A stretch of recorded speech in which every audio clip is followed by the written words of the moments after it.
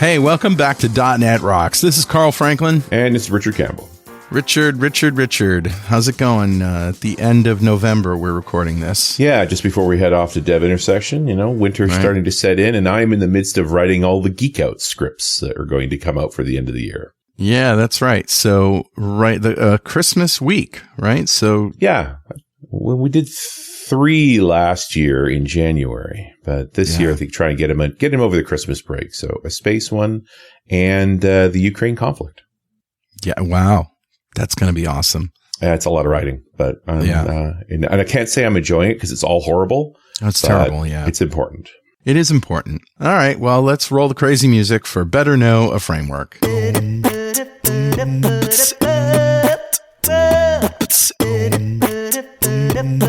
All right, man, what do you got? Spectre Console. Spectre, SPECTRE.console. A .NET library that makes it easier to create beautiful console applications. Isn't that an oxymoron? No, the console apps are back, man. Yeah, but they're beautiful. Well, just take a look at it. SpectreConsole.net. Just look, you got 16.7 million colors. You've got Windows, Mac OS, and Linux. You've got ANSI styles like bold, dim, italic, underline, strike through, reverse, and blink. Blink is making a comeback. I don't know that that's true, but it does look like 1985 in there. Like that's really something. Drawing lines, making grids with text. This is hilarious. Not just lines, but rounded corners. Wow. Yeah, those are ANSI characters. It's all ANSI, yeah. It's all ANSI. Tables and trees and charts. It's cool. It is interesting. It is cool. Hey, I don't think we have an official Mastodon account for .NET Rocks, but no. Just a couple of weeks ago, there was a mass exodus maybe not an exodus, but a joining of Mastodon by a lot of our friends on Twitter. And you know something, Richard? Mm-hmm. I was right about Elon Musk. How so? He's effing nuts. He's, definitely in a state. He's nuts. And I said that years ago. And you were like, yeah, but he's a genius. He's nuts. And a genius. Yeah, he has revolutionized space. He's revolutionized the electric car. Yeah, and he's nuts. But that doesn't mean you aren't crazy. All right, that's what I got. Who's talking to us? Hey, I grabbed a comment off of the show 1655, the one we did with Jeremy back a few years ago in 2019, talking about ASP.NET Core and the open source ecosystem. And Alex Klaus had this comment, and this was actually more to do with NoSQL, because he said, hey, it's always interesting to hear from rock stars like Jeremy Miller.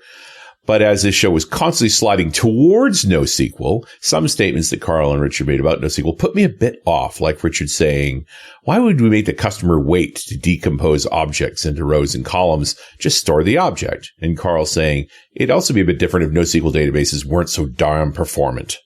Though I understand that adding all the caveats to the statements would make the show boring, being a DDD worshiper and active NoSQL user and developer for many years, here's my outcry. There's a serious cost associated with developing and supporting NoSQL databases. Consider at least document type DBs, which most people think of when they say NoSQL. The aggregates are designed for the most often operation, reading data. So persisting aggregates is not meant to be quick. It involves data duplication, maintaining references outside the aggregate boundaries, and so on. And about performance, hey, SQL is performance too. The question is, what task or role do you want it to optimize performance for? There are niches where NoSQL shines, like graph DBs for tracing links or document DBs that scale to a geo-distributed database cluster. I do like NoSQL. I would like to see a much higher level usage of it in enterprise projects, but the modern hazy understanding of NoSQL obstructs adoption of the technology. Seeing it in a pragmatic way as just another tool in your tool belt, even with SQL as the default option, would remove the perception of an untouchable shrine and get more folks using it. Marten is very cool. He's talking about the Marten database product. I use it on several small projects, but it doesn't have all the same features of the other NoSQL counterparts. Admittedly, this is several years ago. Things change. Pace of development of modern NoSQL servers is incredible. Hopefully, big companies will start pouring money into things like Marten and make it a real serious player on the market. Yeah. I I don't think we intended to make NoSQL sound trivial.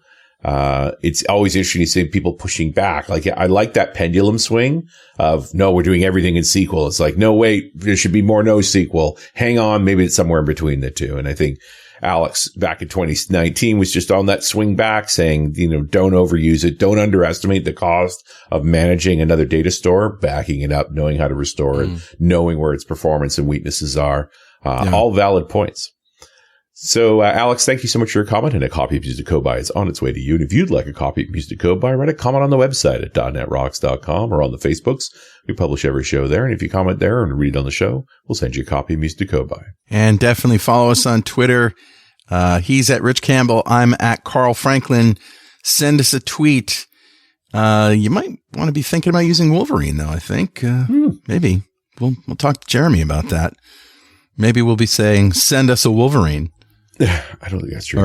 Or a wolf, or a verine, or something. I don't know. Anyway, let's introduce Jeremy. Jeremy, of course, is a developer and software architect in Austin, Texas. He began his software career writing shadow IT apps to automate his tedious engineering documentation, and then wandered into software development because it looked like more fun. Jeremy has been heavily involved in open source .NET development as the author of tools such as Lamar, Wolverine, and is the lead developer of Marten. Jeremy occasionally manages to write about various software topics at jeremydmiller.com. Welcome back to the show, Jeremy. Hey, guys. Thanks for having me. Yeah. Good to have you back, man. Messaging. Well, hey, and before we get started, before I start shamelessly plugging my own stuff, I'll give another shout out. Spectre.console. We use it quite a bit under the covers and some of the command line support and Marten and Wolverine. That's good stuff. I'm a big fan, and I would never want to write any of that stuff myself. That's awesome. It looks great. Yeah, right. Okay. Yeah, isn't it funny that kind of thing? It's way harder than you think, right? Making that easy to use is a very useful library. It's its own art form. Oh, I think it sounds like magic. So yeah. Yeah, I'm just amused. What it was old is new again. All right, so tell me about Wolverine. What have you been up to exactly? You used to be a nice, pleasant database person, and now, well, where have you gone? So last time we were here, as we said, we were talking about Marten, that is making good old standby PostgreSQL act like a document database. That's actually going very well. I don't know would say we're a serious player, but man, we're cruising. We're between 3 and 4 million downloads, and it's accelerating. Nice. So as your commenter said, we were missing a few features. Love to know which ones he thought. We're missing a few features, to be a full-bodied thing. And one of the things we're missing, for example, is event subscriptions. As you're using it as an event sourcing tool, using Marten as an event sourcing tool, you want to subscribe to some of the events, have them shipped out via queues. Maybe you want to do some asynchronous processing on it, whatever it's going to be. Great. I've had a long-running project kind of brewing off and on, and honestly, it's been kind of a COVID orphan a little bit. It was originally called Jasper, but as we realized, we need to add a lot more functionality to Marten that really goes outside the bounds of just dealing with the database. So the old Jasper thing got dusted off, revamped, went to work at it really hard. It's now called Wolverine. Wolverine is interesting. Yeah, so we're definitely going. We're trying to turn the two tools, and there's some related helpers into the critter stack. So Wolverines and Martens are in the same I love it. taxonomy. Yeah. Have you run across either one? Because the one thing they definitely have in common is Musk. It's just like they're both pretty funky. And we've got a weasel too. Are we talking about Elon or just Musk? I grew up too far south, I think for them. We didn't have them natively in Missouri where I grew up. Yeah. Wolverines are not going to sneak up on you. You're always going to be a, what's that? Nice. I was going to say my analogy to give my age away exactly is thinking of was it like the construction Decepticons in the original Transformers? How they'd all come together and transform into a much bigger robot monster. Right. Right. So Wolverine is calling it a command bus to be able to asynchronously execute commands locally, just like you've got local queues, but also being a message bus for the same kind of commands. So add that to what Marten already does, and we've got something a little more full-featured, but at the same time, Wolverine has a little bit of a unique execution pipeline compared to older competitor tools. So I think it adds some value to the table even without Marten. Okay. Yeah, so because it seems to present as you've got Marten already, you should be using Wolverine as well. But there are scenarios where you would just use Wolverine. Yes.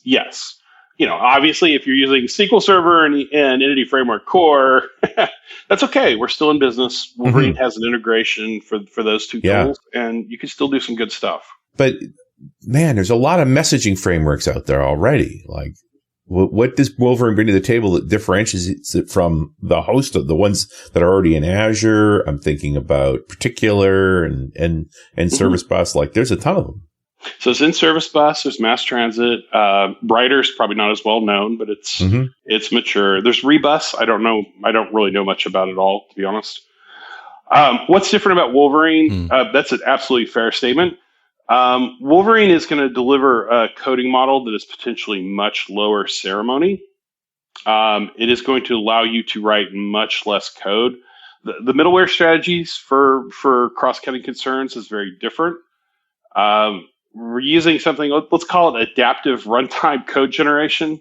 That's a huge mouthful, but what it really means is Wolverine is able to wrap itself around your code rather than you have to wrap your code around the framework. And in a lot of ways, that allows you to write a lot less code because we can push the plumbing away from your code. Yeah. I always like that. Yeah, but you bring up a key point when we think about message infrastructure in general, which is that it ends up shaping the whole application. Like if you've got you're already at V1, you decide, we need to start using message queues. You're talking about a major rewrite. Potentially, yes. Now, if you had just happened to start from Wolverine from scratch, right, which you probably haven't because it's brand new, but if you had started from Wolverine from scratch, one of the little things that's an advantage of being a second mover, right? The in-memory command bus, the in-memory queues, it's all wrapped in. It's out of the box. You can start locally, having everything published to local queues. And, especially in this world of start with your modular monolith, everything running locally, and as it becomes valuable to split things up, maybe into external microservices, then have those same command messages published somewhere externally, and you may not have to change your code at all, except for the place where you've moved those particular message handlers somewhere else. All right. And I see support for RabbitMQ and Pulsar, like sort of standard message queues, just sitting over top of it. Yeah. So RabbitMQ is what's mostly supported right now because, unsurprisingly, that's what we use in my own work, and it's got an awesome local development story. There's support that's growing quickly for Azure Service Bus and AWS SQS, for an example. Oh, yeah. Which would be the other logical candidates is that you're already working in Azure, you're living in AWS, and you want to use the queue service that is already there. Yeah, exactly. And there's really... So I've got all the basics covered. Now it's time to enable some of the more advanced features of those underlying transports, using SNS subscriptions in AWS, or moving into the subscription model in Azure Service Bus, or just making sure you can opt into more of the power of the specific solutions. Because you don't want to be that dumb abstraction that takes away all the underlying power of your tools, right? Yeah. It's always the question is when you're putting something over top of RabbitMQ, it's like, do I have all the features? You do. And to some degree, I cheat by Wolverine cheats. When Wolverine exposes the configuration for RabbitMQ, you are working directly with RabbitMQ client assemblies for the most part. And there's some helpers, but It's enabling you to get to every last bit of power there is in RabbitMQ, which there is far more than the average person would ever possibly need to know, but it's there if you do. I noticed that there's a durability agent in the stack. That sounds like something Poly would do. Do you have that kind of transient error handling? So both. So the durability agent that refers to a transactional outbox, but taking your question of the error handling. So Wolverine is based on a previous tool, and it's been lifted from 10 plus years of working this kind of system. So for transient errors, you have just the occasional network hiccup to a database, right? Happens all the time.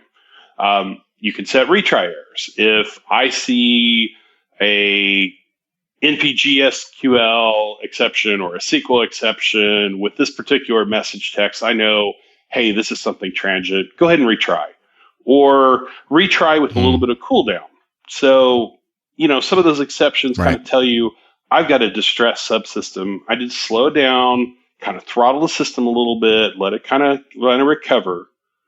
But it goes quite a bit farther into, like here's an example, something we do a lot at work, where our asynchronous workflows need to make a call out to an external third-party system, right?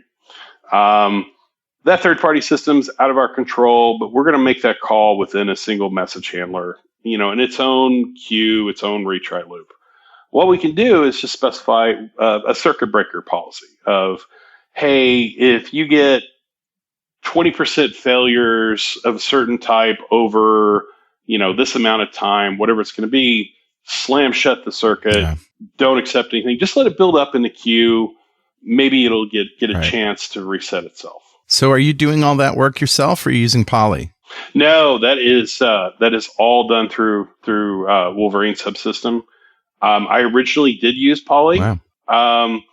And you'll see that the exception matchers look remarkably like Poly. What I found out is I was working around Poly so much. Poly wasn't adding enough value except for the exception matching. So it's its own thing. Poly's an awesome tool, especially if you're doing one-off things. But there's a lot of potential risk of extra object allocations and kind of some performance drag through the lambdas with Poly if you're not careful. Even recent versions, or when were you looking at this? Well, just lambdas in .NET period. Lambdas in .NET period can be expensive, especially if you're capturing, any kind of closure. And Poly's got workarounds for it, but it's something you got to be really careful about. And the unwary or, even an extremely experienced developer who just didn't have a good night's sleep can easily screw that up and cause some performance problems. But that's not to say don't use Poly, because Poly's a good tool. Yeah. Maybe we should look at using value tasks more in Poly rather than tasks. 'Cause I know that tasks generate, Gen 0 references, and those tend to get left on the heap. Yeah, that's getting into low-level stuff where I'll admit I struggle. Yeah. Well, the rule is generally that if you're going to be doing anything in a loop, or repeatedly, you're going to be calling an async something in C# that returns a task. Just think about using a value task because it's a value type, and it's much more lightweight. Therefore, let's get into some of these other things like testing support, test automation support. Yeah. How does one go about testing a system? Yeah. So, all right. So one thing the Wolverine does, let's take baby steps and just talk about unit test.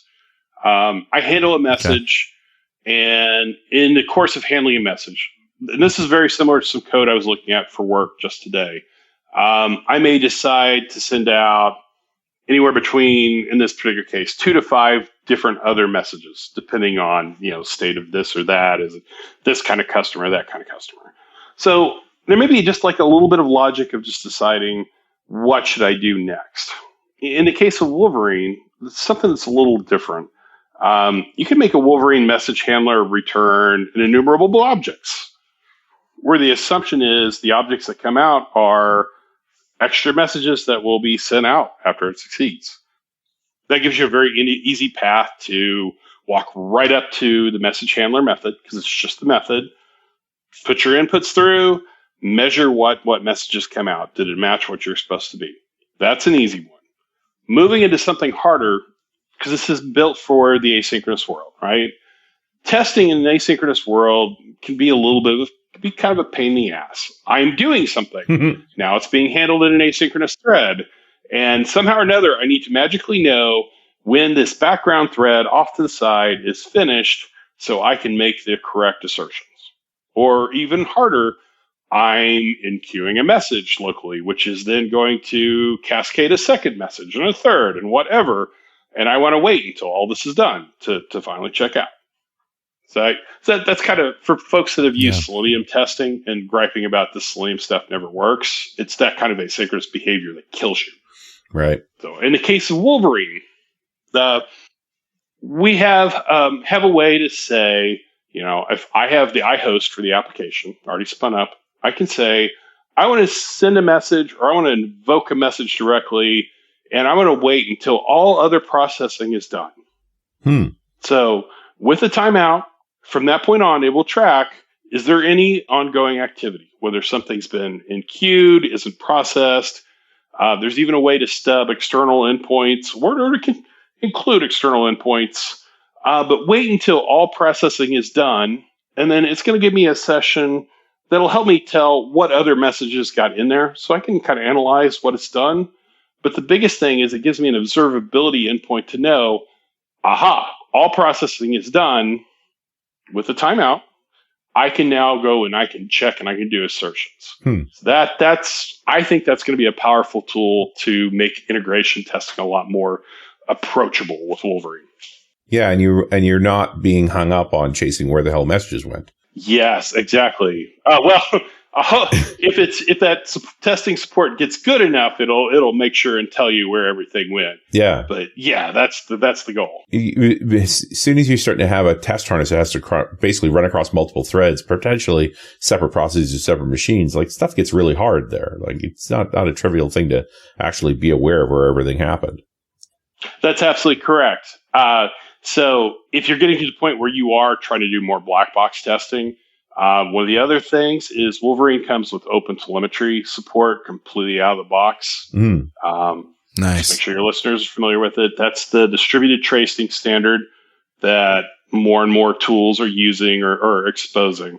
So if you have enabled the exporting of the open telemetry data, you can use that to track how information is bouncing around between Wolverine app 1, Wolverine app 2, maybe even calling, even to the point of tracing it across web service calls or interop calls to a mass transit or in-service bus application. And presumably now this library then just plugs in with all your other monitoring that's already in place. So you're not having to monitor it separately or invent something. Well, you just have to, with OpenTelemetry, you do have to do just a little bit to say, I want to export OpenTelemetry data from my application and say, I want Wolverine data going out. So it's not. Wolverine data is a source. Yeah, exactly. And none of this is trivial, but I just appreciate if you're already doing this kind of work and you're probably using OpenTelemetry, Wolverine's just going to play along. You're going to get the additional tracing information coming from it as well. That's exactly the goal. Yes.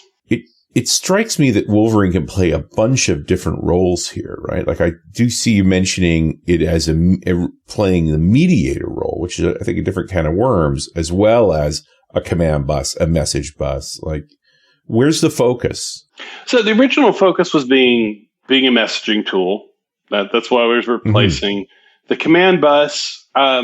So the command bus part of it, that logically wraps around the TPL data flow library. One of those kind of barely known gems in the .NET world that most people don't know about. So it was very easy to take the same task parallel library. Yes. Awesome little tool.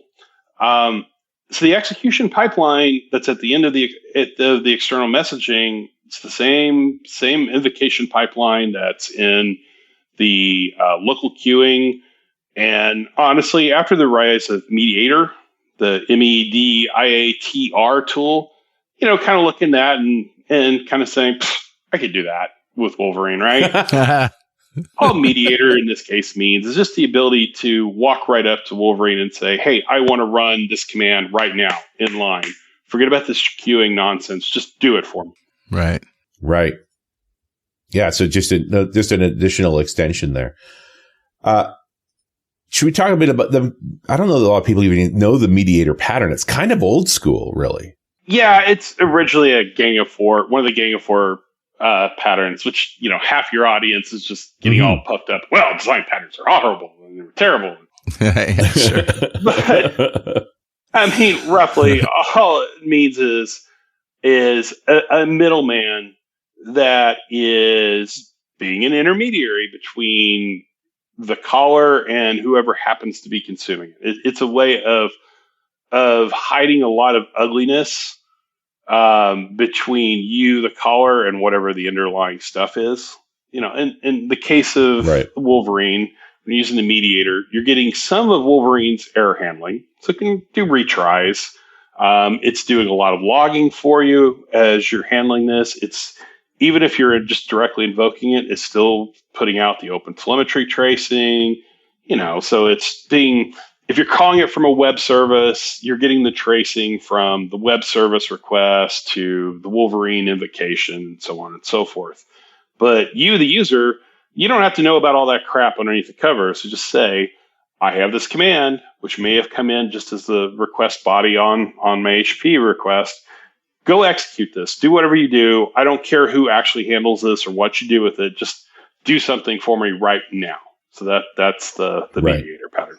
Yeah, and off you go. It almost seems like an entry point to using Wolverine on even an existing application, to put it in as a mediator before you start utilizing more of the complicated features. Yes.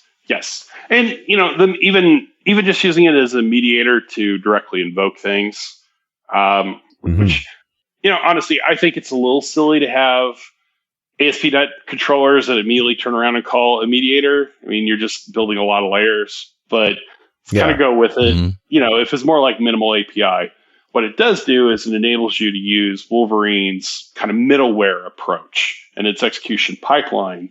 And the middleware approach in Wolverine's very different than other tools in a way that I think it's going to be much more efficient.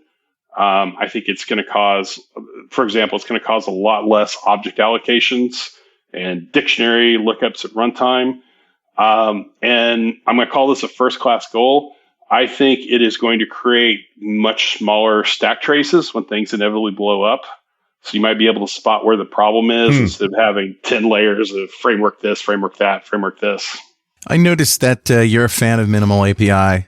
When I talk about it to the guys in my group, AppVNext, the consensus seems to be, yeah, it's good for a demo, but I don't know if I would use it in production. What do you think about that? So it's new to ASP.NET Core, but so I would call it a Sinatra style framework from a Ruby thing in the mid 2000s. It's probably older than that. Mm-hmm. So it's not something that's radically new. There's going to be a lot of literature about when this is or isn't good. My thought is, I think it's good for simpler things. I think it's awesome for little demos, for setting up test harnesses. And in the case of maybe with Wolverine or the real mediator tool, where if you're just delegating from, I want this route to go over here, I think it's perfect for that. I don't know that I think it's going to scale up to bigger apps. You don't want to be defining all your routes in one giant file like people do with Express.js in Node World. I think it's going to have some limitations on how you organize code when things get big, as opposed to being able to auto-discover controllers. So that's my limited thinking on it. Yeah. I'm kind of in agreement with you there. There are some stuff that you can't do with it, and probably for good reason. Yeah, and just because you can doesn't mean you should, as Richard likes to say. Yeah. And gentlemen, I'm going to interrupt for one moment for this very important message. There's always something new from our sponsor, Text Control. As a developer, Do you need to integrate PDF generation, document editing, or electronic signatures into your ASP.NET Core or Angular applications? Or do you want to learn more about the differences between electronic and digital signatures? Text Control is offering a free consulting service to educate you about digital document processing and how Text Control products can help you to add these features to your applications. Go to textcontrol.com/contact and request your free personal consultation. And we're back. It's .NET Rocks. I'm Richard Campbell. That's Carl Franklin. Yo. Talking to our friend Jeremy Miller a bit about Wolverine. And we haven't really talked about Marten at all, but I suspect it has a role to play here. Well, it does. So some of the combination of Marten and Wolverine. Wolverine's probably a supporting player. But the hope is combining these two tools and the critter stack. What we're aiming for is trying to create and I want you all picture the genie from Aladdin, when he's talking about the, cosmic, absolute cosmic power. We're going for extreme scalability. Teeny little living space. Right. So one of the issues we have with Marten is there's a process in Marten that's called the asynchronous daemon that, you're capturing thousands of events per second. We need something that kind of chews through those events and asynchronously updates some views, right? If you're churning in hundreds of thousands of events about invoices, at some point we need to create a stored view of this is what the invoice actually looks like right now. It's an asynchronous process. Today, that is a hot-cold process where every possible projected view can only run on one active node at a time. And those projections aren't very segmented. So just for an example of something we want to do with the combination is take those two things together and kind of be able to distribute load.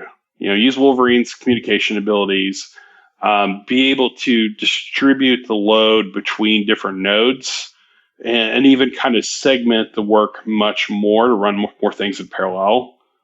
That's one example. Using an outbox pattern. If your listeners aren't familiar, just this idea that as I capture events, at the same time, I want some of these events to be kicked out, whether it's to Kafka or to a real queue, or, it creates some kind of background process.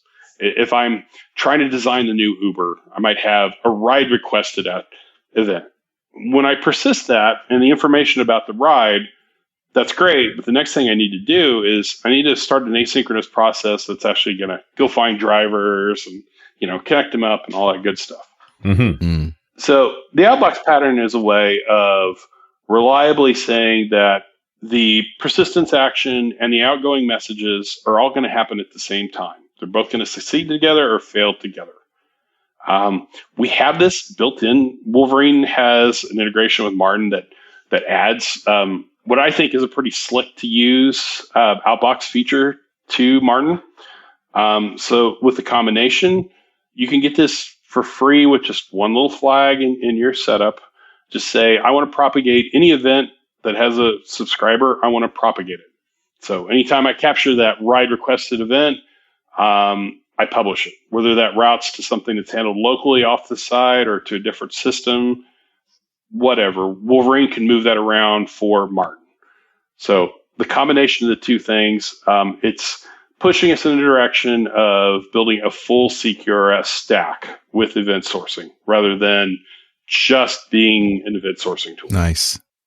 And of course, it's MIT licensed, so it's free. It's MIT licensed right now. So to get into this a little bit, and we're aware of what's happened with other tools. So what is today MIT will remain MIT. And will definitely continue to be developed. We're looking, the other core Timber members and I, we're definitely looking at building a commercial add-on to make it go to that extreme scalability. Maybe something that gives you more management tools, the ability to migrate data, whatever it's going to be, maybe far, far off in the future, a SaaS offering. But we are absolutely considering and actively working towards a commercial model for Marten and Wolverine. Okay. Someday. Well, good luck with that. I got to think you've got some customers who want that, right? Like that they're looking for this thing to be a proper product. I hope we have customers someday that are looking for that kind of product. So there are similar. There's some similar tools, our natural competitors in the Java space. I don't think there is something that ticks off all those boxes in the .NET space. We think we got a chance to hurry up and go be there and solve these problems in a way that works, but but still this open source root that how this thing was built and how it can be contributed to. Absolutely, and the core of it that's open source today that license will not change. Nobody's getting cut off. Nothing bad's happening to you. It's just it actually probably makes those tools much more viable in the future. Well, it's certainly been an ongoing conversation. We've got other shows coming on exactly this because it is about sustainability. Like, how do you get hours working on Marten and Wolverine, plus do your regular job? And keep your spouse happy and see your kids. Yeah, there is that. It's legitimately challenging. Yeah, be visible once in a while, Yeah. And I look at the issue list, like you've got people using this and they're pressing on features, things they want, but not necessarily contributing them either. Well, so let me soften that a little bit. So we're sitting, I think, at 135 contributors or so. Right. That's a lot for a .NET project. I did see a tweet going around the other day, because still hanging around Twitter some, that, woe is me. Most contributions to OS projects are issues or reporting bugs or whatever. And that's very valuable in itself.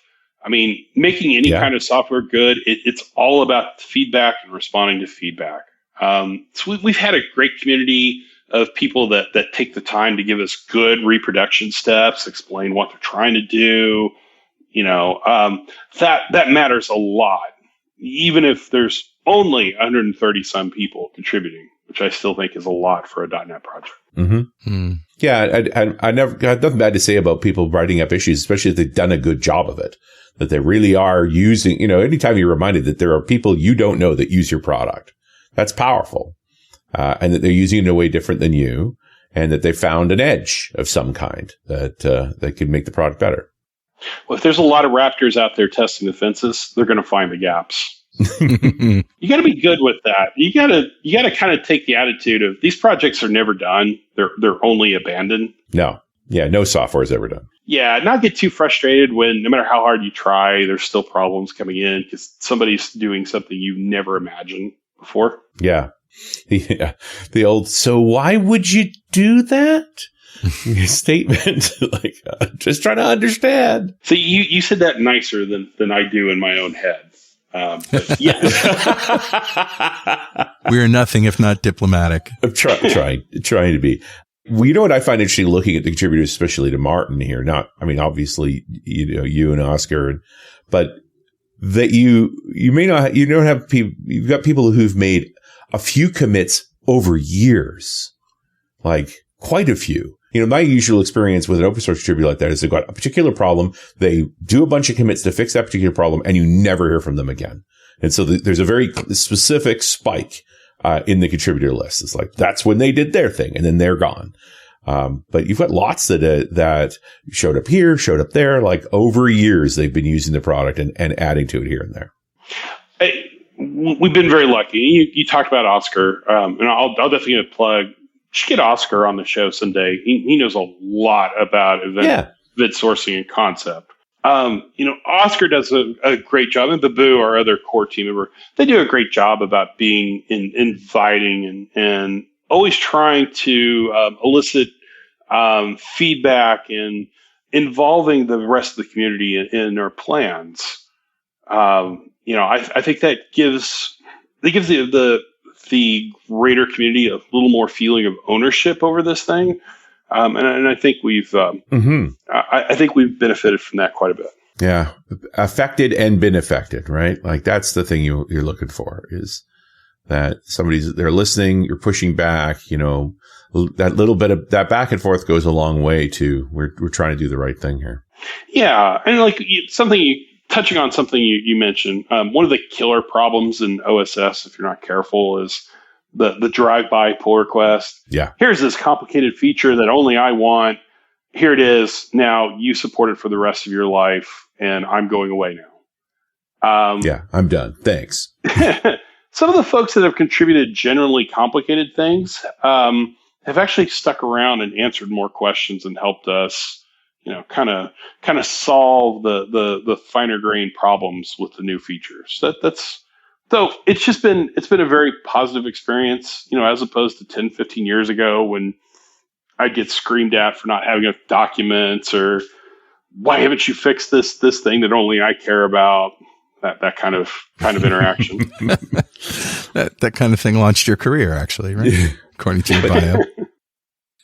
Yeah, the question is always, has the culture actually shifted? And I hope it's true. Or have you just gotten more resilient at this now, Jeremy, too? Because you've been doing it a while. Like you have that air now that I'm familiar with folks that have supported open source projects for a long time. Like you're it's very hard to beat you up. You've been there. You've done that. I'm pretty fast with the mute button, or I haven't blocked many people on GitHub over the years, but that's actually possible. Yeah. I think what I would say is I have with Marten, been able to find a niche. It's hopefully we grow out of a niche, but it's a tool that mostly seems to interest people that are more willing to be active in an OS project. Yeah. Just to kind of either pick on him or give him props. Thinking about Jimmy Bogard and his interactions with OSS users, where his tools are probably much more mainstream. If you're supporting a tool that's much more mainstream, you are likely to get a lot more of those bad interactions. Right now, I might be ensconced in a nice niche where I have a few bad interactions, but just nowhere near what I would have gotten from structure map users 15 years ago. Well, I think you hit exactly the point. Anybody who's come to the place where they realize they need Marten and Wolverine has a certain level of sophistication and experience that they're working on a kind of class of problem where, AutoMapper, lots of people need to use that, but I think there's a lot of people just beginning to learn when they get involved with it and don't understand what's hard, what's easy, what they could be doing wrong, much less appropriate etiquette for an open source project. And so our friend Jimmy is kind of that frontline educator over and over and over again. I appreciate, like, if you're the peer group for Marten, I think, and I think it's reflected in these contributors too. It's like, that's an interesting group of people because they're definitely working on a particular class of problem. Yeah. That's a good way of putting it. And so us being kind of a really easy way to get up and going with event sourcing. Mm-hmm. Now, we do get a lot of, I don't want to say newbies, people that are using event sourcing for the first time. Yeah. We do get a lot of that, but those people, they've been pretty good about asking questions. Again, I lean pretty hard on Oscar for the DDD modeling side of this. Right. But that's probably our main source of problematic questions. Whether you still got to get into the essence of what are you trying to do with event sourcing? Why do you think you need this, much less that you pick this tool to do it for you? Exactly. You have to ask a lot of questions to understand their domain, which is a little bit tiring. Yeah. But yeah, there it is. Yeah. Well, and often you're dealing with someone who's been struggling with this for a while and is frustrated. And so that shows up in the issue. Mm-hmm. So that's another experience thing for an OSS author. Not that I'm the best. By no means am I the best about this, but you do start to understand that the people that are being really cranky at you, they're in a bad place. Mm-hmm. You're seeing the worst of them. They're stressed out, which I'd follow that to the flip side. Yeah. And it's not about you at all, right? Like I think that's the most powerful one. It's certainly all the flack I've taken from one form or another. It's like, this is never about me. That's not the thing, but I'm empathetic because I know something's going on, but I'm not going to take it personally. Let me say two things. And this is do what I say, not what I do, because I'm bad about this. If you're an OSS author on the other side, the answering part of a board, don't even try to answer questions when you're tired, in a bad mood, stressed out, whatever it is. Yeah. Just walk away. Don't even try. Shut it down. Your interaction, you'll make the interaction be bad. So sorry, folks. Don't make the hole deeper. Jeremy, we're coming to the end here. Is there anything else that we didn't touch on that you want to stress? Can I go off on a total tangent? Can we do a little bit of a rant here? Yeah, for sure. Absolutely. All right. So a common architectural motif in the .NET world, and in Java too, but let's just worry about .NET. Certain types of prescriptive layered architectures. The onion architecture approach, certain kinds of clean architecture, hexagonal architecture, whatever it may be. These tools are meant for good reasons. It's trying to give developers a prescriptive set of guidance of this is how thou shalt code. This is how you shall organize your code, your structure, your projects to get a minimum of loose coupling and cohesion, right? I think these architectural styles are actually very harmful. I'm trying really hard to tamp down on them in my workplace, and replace this with more of a focus on let's organize code by vertical pipes. At no point in time are you ever going to try to rationalize a reason about your entire application's data layer at one time. You are going to need to reason about a vertical pipe of a use case. How does the data flow from business logic or the outside to a controller to business logic to the database? That element of a feature that's very closely related to each other. At no time are you ever reading all of the stored procedures or all the data access layer for an entire big system. But you're very frequently looking at a vertical pipe. That's one issue. But then these prescriptive architectures that say thou shalt always have, and I'm getting silly here, but I've actually seen this. You shall have a single controller for every entity type. And that controller, every method will call a service. That service will call a repository, which might then call a lower level data access, and finally the database. So you end up with two bad extremes with a happy middle.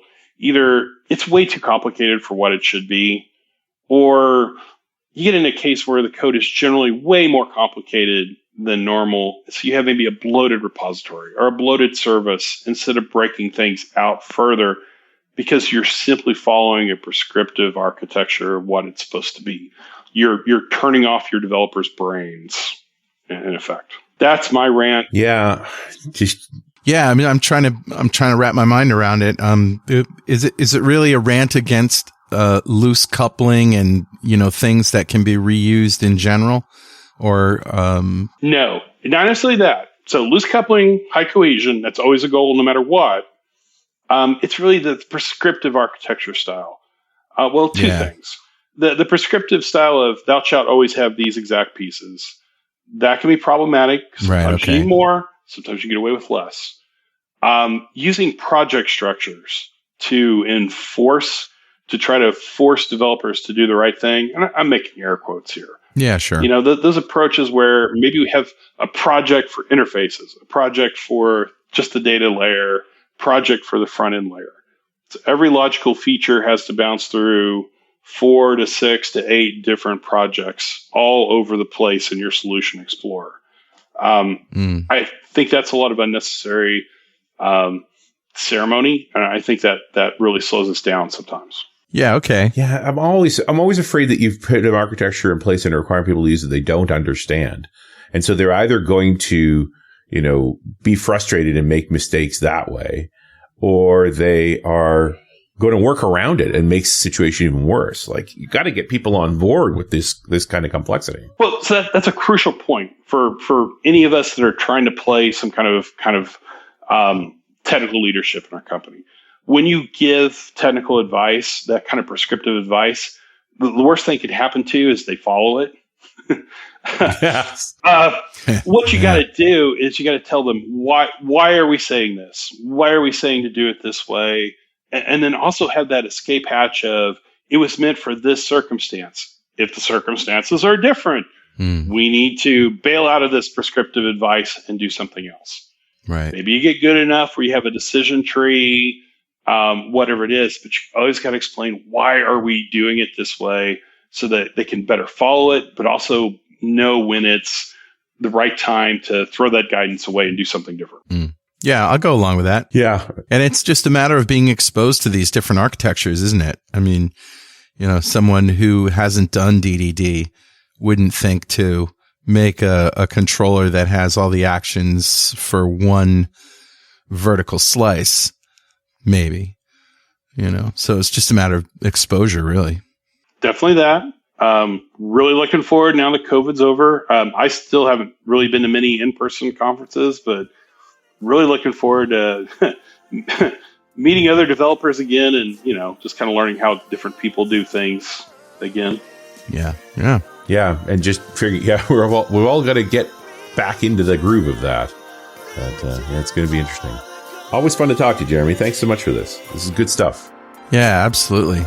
It's been great talking to you, and we'll catch you again sometime, I'm sure. Hey, guys, thanks so much for letting me do this. I had fun today. You bet. And we'll talk to you next time on .NET Rocks.